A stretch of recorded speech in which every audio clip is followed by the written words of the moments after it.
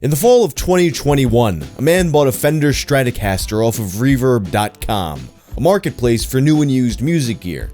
In this case, the Stratocaster was used. After receiving this guitar, he noticed a strange smell, but he assumed it was some kind of lemon oil, which people do sometimes apply to their fretboards. Perhaps it was just a weird scented lemon oil, maybe the lemons were bad or something. Well, after browsing one of his favorite Facebook guitar groups, he had a horrifying revelation. That smell was in fact not bad lemon oil. That smell was poop. Ladies and gentlemen, this is the story of the poop guitar.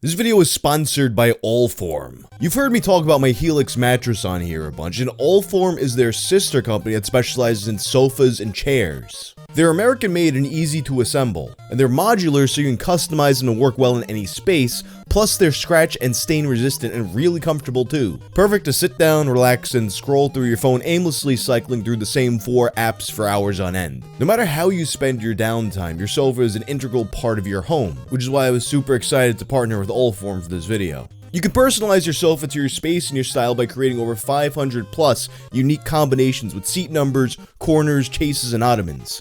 And they make it easy to find the perfect furniture for your space. If everybody looks to put their feet up, get some chases. Your room is in a weird shape, they can make it fit. If you have a small apartment, you can start small and let your sofa grow with you. Based on my space, I got the black leather armchair. The setup was fast, easy, and intuitive, and it's really comfortable. You can put it together in as little as 15 minutes without tools. And because Allform ships directly to you, you can get really premium materials at a reasonable price. It's easy to buy online and shipping is fast and free so you're not waiting around forever. Custom sofas usually take 2 to 3 months, but this is much faster. And Allform has a 100-day trial, so you have more than 3 months to decide whether or not you love this sofa. If you don't, they'll pick it up right from your home and give you a full refund. I love my Allform chair and I think you would too.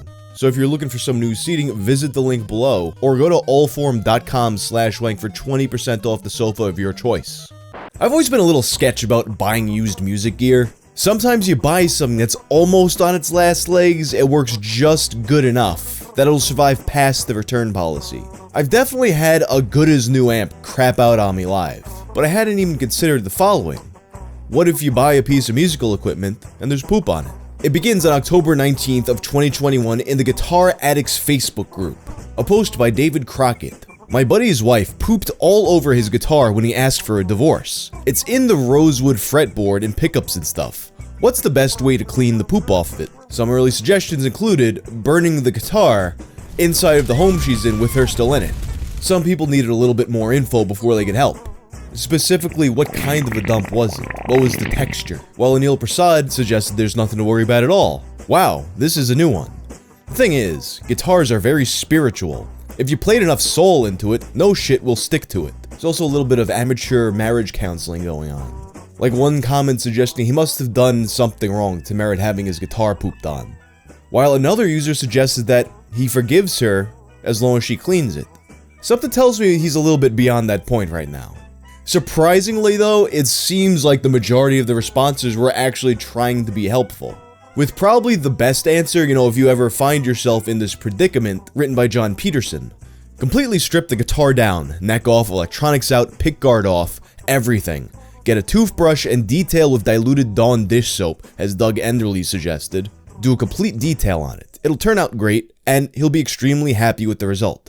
Personally, although John's advice is pretty much the cleanest you're gonna get a guitar in this situation, if it was my guitar, no matter how clean I got it, it would always feel dirty. I've gone through this exact thing with sneakers where, you step in some shit, you clean them off, you get them the cleanest they've ever been since they were brand new, but just, oh, these are my shit sneakers now. And it's even worse with a guitar, because, you got your hands all over the fretboard, you're working up a sweat, you're playing live, you got sweat dripping down your face. After touching my shitty fretboard, you gotta wipe my eyes, gotta wipe my nose.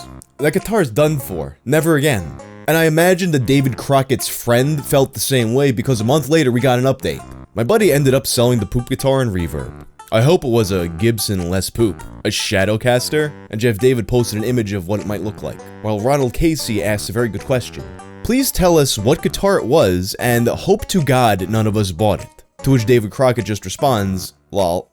I mean, you know, what are the odds of that happening? Well, actually, I mean, it is a very active Facebook group with over 70,000 users, every single one of which might be the type of person who's shopping for used guitars on Reverb. And a few hours later, David Crockett returns. As it turns out, someone from the group did buy the guitar, and he saw the post. The following is their exchange. Hey, I think I got the poop guitar. Was it a red Strat with a mint green guard? Yes, it was. Oh yeah, that's the poop guitar. His ex-wife shit all over it. What the fuck? I don't want this. I was wondering what that smell was. I thought it was bad lemon oil, but it's shit. Tell your friend to buy it back, or I'm contacting Reverb. I'll shoot him a message. Have you played it? God damn it, yes, I have. Now my fingers have been all over your friend's ex-wife's shit. I just texted my buddy. Fuck me. And by the next day, they had worked out a deal. My buddy and the guy who bought the poop guitar came to an agreement. The buyer kept the poop guitar, and my buddy refunded half the money. I think he's gonna swap the neck out for one that doesn't smell like poop. At least that's what he told my buddy. He might try to sell the neck on Reverb or eBay, so keep an eye out for the poop neck. And sure enough, he actually did try to sell the poop neck on eBay. Stratocaster neck that has been pooped on.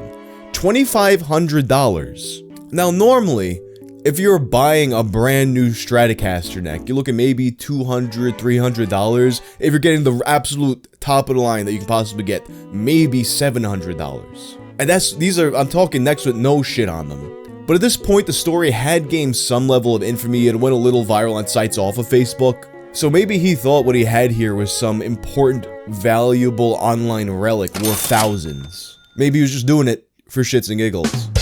But it also kinda makes me suspect a little bit that maybe the whole situation was a troll by David Crockett all along.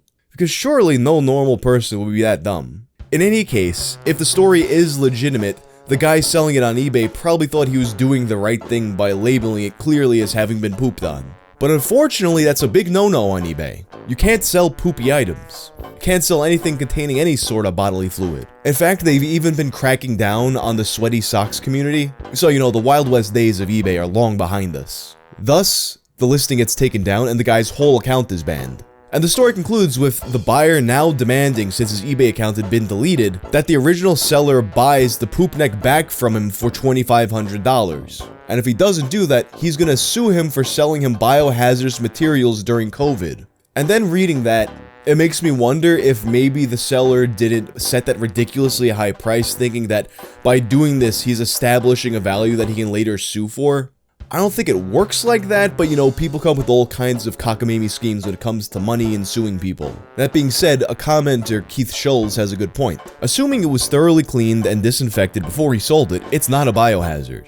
As gross as our minds can imagine, shitty items get washed and reused every day, cloth diapers being one.